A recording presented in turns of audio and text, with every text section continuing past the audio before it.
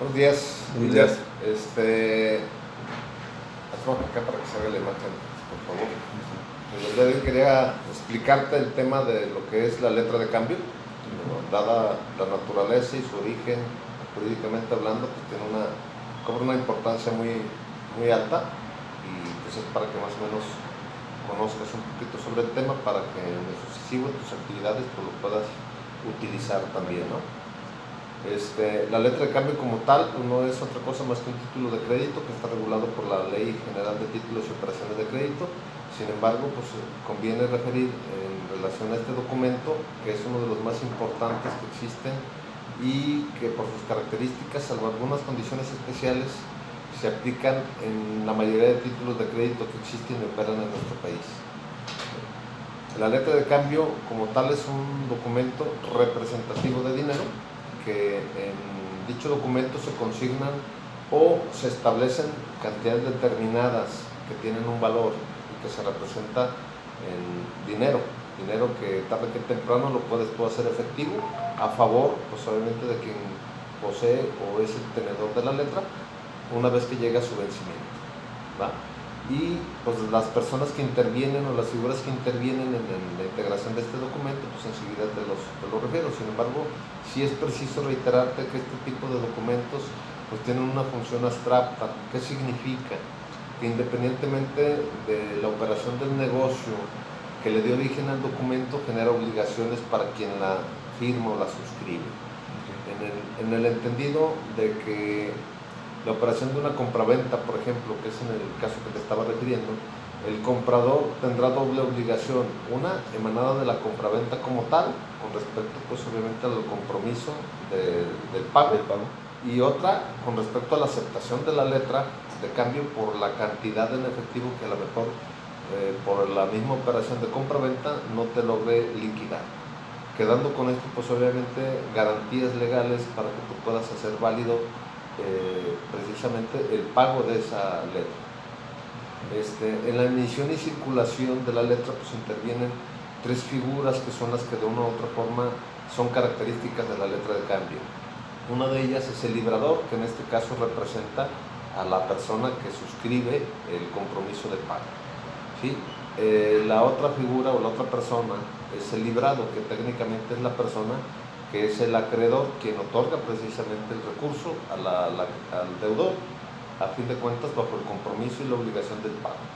Y en tercer punto se encuentra el beneficiario, que no necesariamente suele ser el acreedor.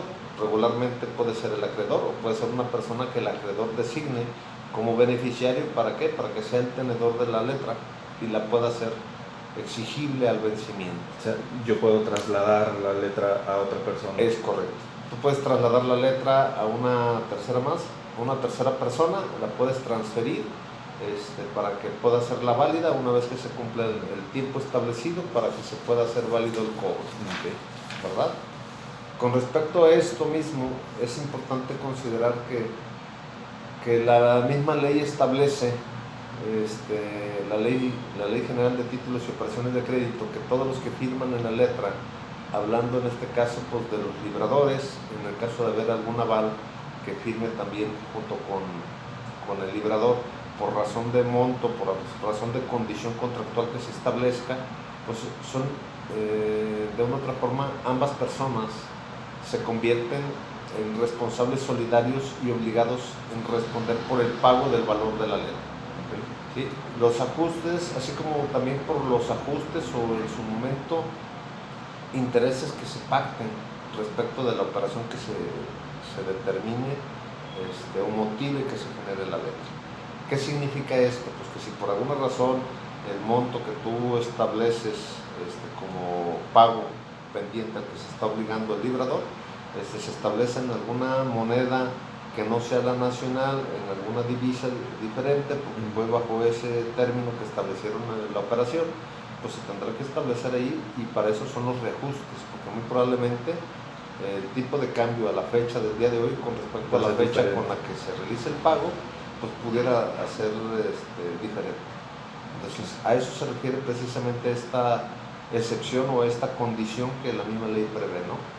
Sin embargo, también es necesario que sepas pues, que obviamente debe de cumplir con ciertos requisitos esenciales para que la letra de cambio cumpla su función, y entre ellas pues también se refieren, son 6 en particular. La primera de ellas, pues que debe de tener expreso en el documento que se trata precisamente de una letra de cambio, debe de venir expresamente escrito en el documento. La segunda, debe de haber la expresión del lugar y de la fecha en la que se expide el documento, con la que tú estás generando el documento para poder hacer constar pues en dónde y en qué día se generó dicho documento, ¿no? La tercera tiene que ver con la orden incondicional al girador con respecto al pago de la suma que se determina en dinero, y tiene que estar expresada la suma como tal, tanto en número como en letra, y deben de coincidir. El nombre del girado, que en este caso pues viene a ser el acreedor, a quien de una u otra forma está ya sea facilitando el recurso en especie o en efectivo, para que en este caso el girador pues, se comprometa al pago, ¿no? Debe de venir también la fecha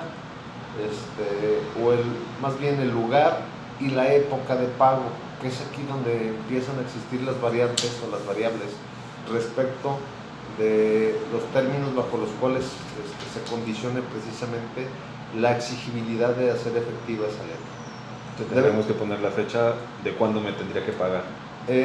Por decirlo así, los plazos que tú vas a determinar o vas a convenir con la persona que en este caso es el librador, para que pueda realizar el pago. Okay. En este sentido también debe de venir el nombre de la persona quien realizará el pago, que en este caso es el girador, pero además del nombre debe venir sus datos generales y su firma, ¿sí? La firma pues obviamente es la que viene a darle pues un tanto más de formalidad y validez al documento. En muchos de los casos la persona que vendría a ser el deudor pudiera tener impedimentos para poder leer, escribir y todo lo demás.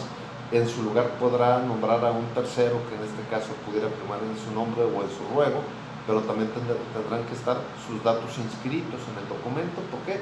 Porque se convierte en deudor solidario. Es lo que le iba a preguntar, si se convierte como en aval o como en viene a ser una figura similar, okay. Y viene pues, en cierta medida tiene cierta obligación también a contraer con esto una obligación también. Si la letra de cambio por alguna razón no tuviera de momento que se genera de forma expresa el domicilio en el cual se tendrá que hacer pagadera dicha letra, no implica un impedimento para que la letra pueda ser efectiva ni pierde validez, ¿no? Se toma como referencia el domicilio del girado, que en este caso pues obviamente es el acreedor, como domicilio legal para que pueda efectuarse el pago, teniendo la obligación en este caso el deudor de acudir con el que le facilitó el recurso pues para poder cumplir con esa obligación, ¿no? Una de las cosas que sí es preciso aclarar y establecer con respecto a los plazos, porque todo tiene que estar bien definido, que hay 4 criterios para poderlos establecer. El primero de ellos y el más común que se utiliza es a la vista, en cuanto al vencimiento para el pago. A la vista, ¿qué significa? Que al momento que tú exhibes el documento tendrá que ser pagadero el valor del importe que vale la letra. Okay. Si tú lo presentas, acuerdan en determinado momento que te lo va a pagar en 15 días, pero le ponen en la letra de cambio que es a la vista, esa es la presentación del documento. O sea, yo lo podría exigir en 5 días. Exactamente.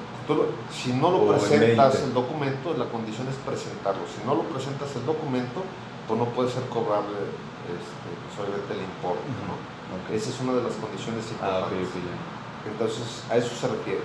El segundo es a cierto tiempo vista, que bien puede ser expreso así como tal en el espacio que me deja la letra de cambio para poder expresar el vencimiento, y pues se puede expresar de manera literal o se puede establecer un plazo en meses, específicamente a 3 meses, 6 meses, 12 meses, 18 meses, tú lo puedes establecer.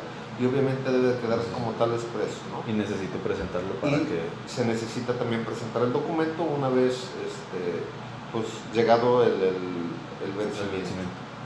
La otra es a cierto tiempo fecha. ¿Qué indica? Pues que se puede expresar de manera literal o se puede establecer una fecha específica para la exigencia del pago.